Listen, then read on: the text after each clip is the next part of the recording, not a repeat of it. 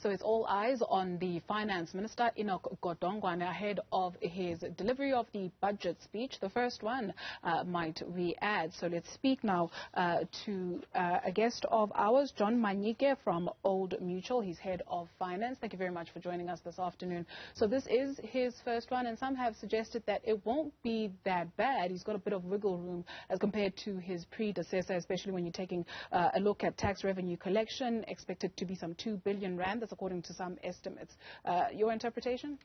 Look, I think the minister, has one of the most demanding balancing acts yet to be undertaken by any minister of finance. I mean, this comes on the back of the pandemic. Yes, there was one before him, but there's so many things that he has to grapple with. I mean, how does government close the budget deficit, and if there's going to be any tax increases, where? Because I don't think the taxpayers are ready now for any increases, and I think you have to consider the fact that people are concerned about their disposable income and, of course, their discretionary spend. This budget needs to answer a lot of questions. I hope he will ace it when it comes to that balancing act. Not looking forward to tax increases. What does that mean for you and I, people, who have tax savings accounts, for instance, in terms of personal finance? What does this mean? Look, I think for me, if I know that I'm a saver, I would be interested to know if he's going to lift the ceiling on the tax-free savings, because we want to get the best for your buck when you're saving and investing. But of course, I also have a particular interest on the two-pot system in terms of the retirement fund provision, the compulsory preservation. I know a lot of people have a keen interest also on the early access or partial withdrawal of their retirement funds. But I think we are a long way. I mean, even if it was to be included in the budget speech, I mean, to get the system ready from an industry point of view, you're looking at least another minimum 18 months for that to be in place. But I don't think people should get their hopes high and think that they're going to access 1 million out of their retirement fund savings. I think it will be a very small amount if it does happen. But I think we have to also put a caution on that this is not money for buying expensive cars and financing a lavish lifestyle. Not by a long shot. John Manyike, I know you are in studio with us throughout the course of this hour, leading into 2 p.m. So if you'll allow us to go here, and then we'll touch base a little bit later on. Thank you very much for that. For now, though, education has been receiving a lion's share of the national budget for years. The emergence of the coronavirus pandemic in 2020 dealt the sector a huge blow. Government prioritized funds to combat the virus. Equal Education has now called on National Treasury to stop cuts to the basic education budget so that all learners can return to school safely. We speak more on this. We're joined by the organization's researcher, Jane Borman. Jane, thank you very much for availing yourself this afternoon. Much has been said about the return of regular learning. However, we do know that the sector faces a number of infrastructure challenges, with some schools having long reached their sell-by dates. Your expectation, rather? Well, we saw, first of all, thank you for having me on. We saw at SONA, the President discussed a new infrastructure delivery model. There wasn't much substance given. He just announced that it would be a model that would try and deal with the issues that we've had in terms of service delivery in school infrastructure before. So that's one of the big things we're looking towards. We'd like to see what, if any, details are given about this new infrastructure delivery model. We're also really looking, unfortunately, school infrastructure is an issue that has not been able to be addressed for decades now. We still have schools without water, schools without electricity, schools with unsafe toilets and unsafe buildings, and we really want that what is really a crisis to get attention in this budget. It's not just handing money out and hoping, that people will do what they need to do. You want to see Treasury exercise its oversight role and actually make sure that monies go to where they're supposed to go to. So the draft public procurement bill, how do you perceive is going to help here? So the draft public procurement bill, Equal Education made a submission on that.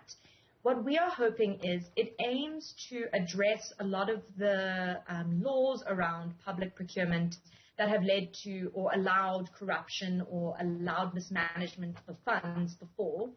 In our submission, we directly addressed, how this relates to school infrastructure, and specifically the fact that obviously all school infrastructure is contracted out to what are called implementing agents. And essentially what we are wanting is tighter controls around, who is allowed to tender for school infrastructure, and also a proper blacklist so that when school infrastructure contractors don't deliver on their promises or don't deliver on their contracts, that they can then be scrapped from the list and can no longer be eligible to get a tender for further school infrastructure projects. These budget cuts, let's talk about the impact on our learners. You released a report, No Space for Us. What did some of the children that you speak to tell you? Well, and this obviously coincides with learners returning to school full time. We have, the issue of overcrowding is obviously linked to school infrastructure. And basically what learners are telling us is that, their classrooms are not spaces that are conducive to learning, and which is obviously exactly what a classroom is supposed to facilitate. And so what learners are telling us is that there are too many learners in one classroom. They can't get proper attention from the teacher, or the teacher is overwhelmed by the amount of learners in the classroom. Additionally, there's not enough resources or even school furniture to accommodate all these learners. Now, in the context of COVID-19 and all learners returning to school, this becomes a matter of, not just teaching and learning, but also safety for learners. And so, learners are very, very concerned, and we've heard these concerns for years. And the question really has to be, well, how can we find the impetus to really make this a top priority for government? Thank you very much for joining us at this hour. Jane Borman, Equal Education Researcher. Let's take you to Cape Town and set the scene as we expect the Finance Minister to deliver that budget in some 30 minutes. And, well, in a couple of minutes, we see Ms. Togo Didiza there, a number of politicians making their way to listen to the budget speech. As we saw earlier on, actually, ANC caucus member Sfiso Buthelezi speaking to our business editor, saying that growing the economy is in the fastest rate is actually quite possible, and it's needed to address the country's joblessness. There we see Minister Alindiwe Sisulu, International Relations Minister Naledi Pandor, and in studio with us we have John Manyike, Old Mutual Head of Finance, and we were talking about the implications for the everyday person. This particular minister who penned an open letter talking about South Africa's constitution, the state of the economy. When we take a look at these budget announcements year in, year out, why should South Africans sit up and take note? I think we must all take interest in what the minister is going to say, because this is what's going to determine, how we live financially speaking. So we need to understand what goes into the budget and the rationale behind certain moves made by government. There are some people that are looking at a reduction of corporate income tax. That was the promise that was made by the last finance minister. Look, that's one of the toughest things to do. When you make promises and you realize that, to maintain them means you need to find money somewhere else. And I know a lot of people might feel that instead of focusing on individual, why don't you focus on corporate tax, perhaps? But on the other hand, government is trying to balance that equation. So you also don't put yourself in a position where you discourage foreign direct investment if people feel that the tax are just not affordable or workable for businesses that want to operate in South Africa. So that's going to be quite an interesting one.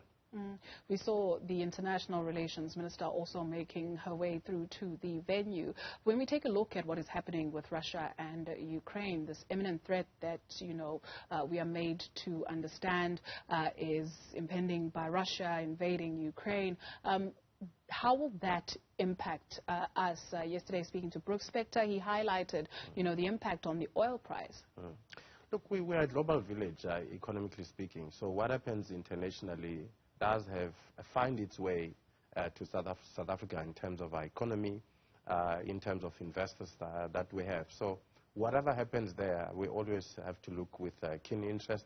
And this is why you need to have, diplomatic relations with countries where you can influence how they view things and some of their policies in terms of how they deal with international matters.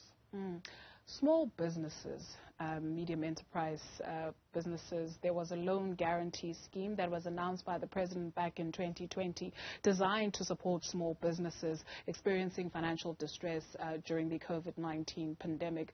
What can we expect to hear where that is concerned from Mr. Godongwana? I think for me, it's how do we capacitate small to medium businesses? I know there's a huge debate between politicians as to who is supposed to be creating jobs. Is it government or is it the private sector? But I think where our focus needs to be at is around how we capacitate small to medium businesses.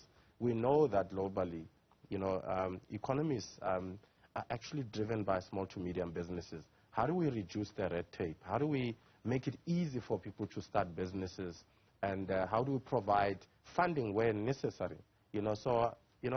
I think that's an area that we need to be looking at, because I'm not sure if we're doing enough to actually help small to medium businesses at the grassroots level. We just saw the Police Minister, Bheki Cele, also making an entrance there. We are taken back to his testimony at the South African Human Rights Commission into the unrest in July of 2021. Anything to look forward to there? Look, I'm not sure if that would be an issue to be covered in the budget speech, but I suppose from time to time you do need leaders to remind us and to keep us honest that, look, we need to be mindful of some of the things that we do. Our perception, the perception rather of the international community in terms of how we respect the law, in terms of how we take care of our properties, so if they feel that it's too risky to come invest in South Africa, unfortunately, we won't be able to create jobs at the level at which we want to create. We cannot do this on our own. We do need other players to come in and create jobs. But unfortunately, we're not doing a good PR for ourselves with the scenes that we saw recently with the looting.